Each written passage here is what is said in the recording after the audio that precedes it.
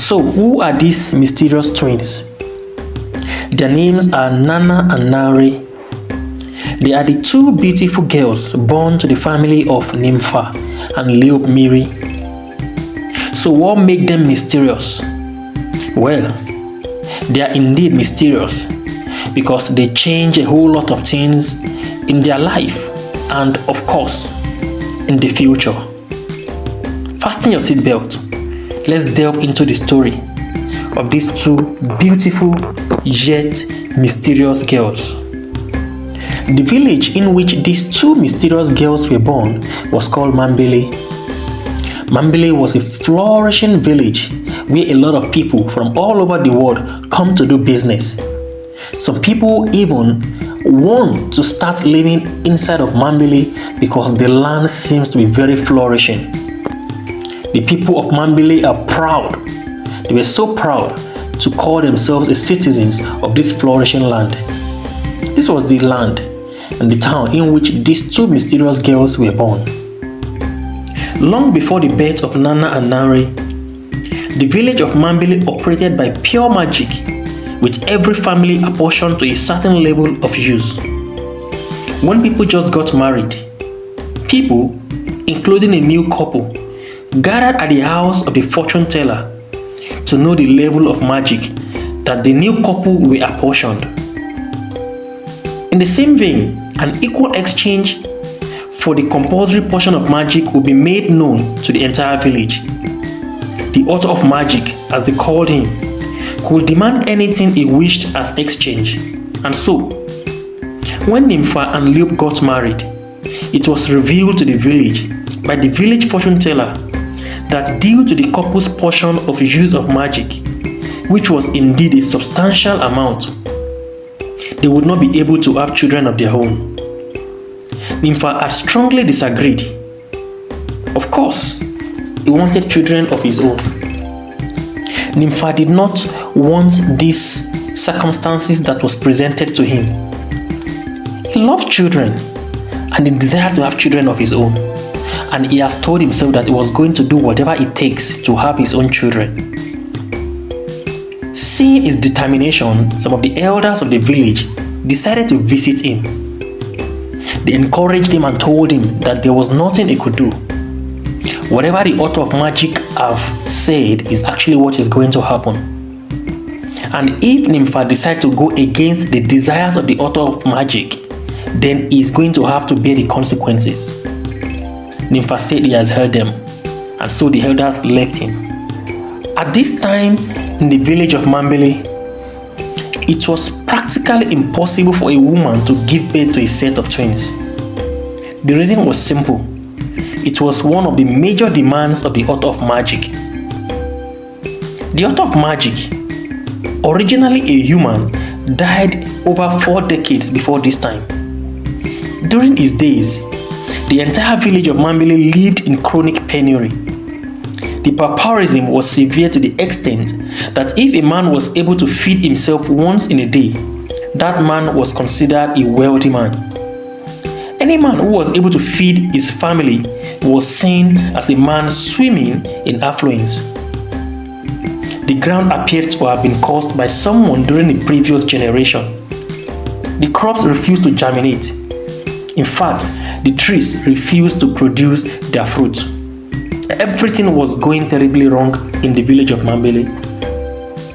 Even the river that separated the village from the outside world performed more wonders. Every week, it was reported that not less than 2 people had been swallowed by the water. It was as though the village was under a chronic curse. After several days and weeks of hoping for better days, the village priest eventually came out with news that was both good and bad. The good part was that there has been a solution to the dryness in the land. And of course, the bad part is that somebody would have to pay with his life. Everyone was confused. What was the solution? The priest made it known to them that someone would have to go into the mysterious land to set things straight for the village. But whoever goes to that place would likely never come back. Everyone was confused. Nobody wanted to die. But everybody, certainly everybody, wanted to enjoy in the better days that was coming. The question was, who was going to pay the price? 4 days later, a man suddenly came out with the news that everybody expected to hear. He was ready to journey into the mysterious land. His name was Taxi, and he knew as much as everybody that the journey which he was volunteering to embark on was a journey he would never return from. Preparations for the journey began immediately. The women started dancing round the shrine. Some people wept for several hours for the man. Some of the men promised heaven and earth to the man's household. Everything they did seemed not to move Taxi. He simply was convicted to do what he felt right to do. As the preparation went on, the priest announced that Taxi would not be dead. He just simply wouldn't return from the journey. For things to remain under control in the village of Mambele, Taxi would have to remain still in the mysterious land. He would engineer the use of magic from wherever he was. But then he would be able to make whatever demands he wanted from the people. The people agreed without giving it a second thought. This was redemption to them. Whatever demand was required, they needed the redemption more than they needed their own lives. They would willingly provide whatever Taxi, their redeemer, would demand. The procession lasted for 2 days, after which Taxi was escorted to the river bank. When he entered the river, the men that were there couldn't but weep in joy. When the river swallowed him, the priest suddenly declared that the state of the village had changed for good from that very moment. The men cheered, but they all knew there was more to the whole thing. The manifestation of that great offering started becoming evident in just a few weeks later. The ground became productive again. Animals returned to the land in great numbers. The trees started producing like never before. The farmers were happy. The hunters were grateful. The women were exceedingly jubilant. Things had suddenly turned around for the people of Mambele. But they all knew that if it wasn't for Taxi, the poverty of the village might have grown to an unbelievable level. And so Taxi strangely became their god. By implication, the villagers believed that Taxi had not died as the priest had announced during the procession. He was somewhere in the mysterious land, working effortlessly to make Mambele a better place. As a result, they offered to him everything they could. But according to the chief priest, Taxi had been able to unlock the power of magic where he was. Every family now had the opportunity to be apportioned to a certain level of use. It was compulsory if they wanted the land to keep flourishing. But in exchange, something would be demanded from each family by Taxi, otherwise known as the author of magic. The one demand that had been established from the very beginning was that no family would be able to give birth to a set of twins. It was a general demand from the author of magic, and the status had remained the same until the day that Leop and Miri gave birth to their mysterious twins, Nana and Nanre. How did it happen?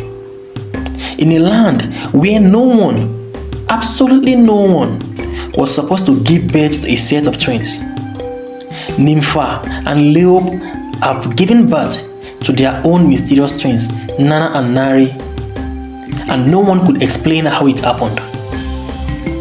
The girls were beautiful, so adorable to look at, but everyone knew that something was wrong somewhere. Either the author of magic had deliberately blessed them, or Nympha and Leop had engaged in the use of dark magic. Join us as we proceed in this story in the next episode. Did Nympha and Leop actually engage in the use of dark magic? Was the author of magic generous enough to just bless them with a set of twins, even when they were not supposed to give birth to children at all? We don't know what happened. Perhaps the answer lies in the next episode. I hope you enjoyed the story so far. And I'm sure you're wondering how this story turned event and of course change the future. Please subscribe to the channel if you haven't, so that you can get more episodes about Nana and Nanre, the mysterious twins. And of course, to allow more people to be able to see the video and to get to learn about African folk tales. Thank you so much for joining us so far. I hope that we have been able to add value to you in this story. Please look up for the next episode.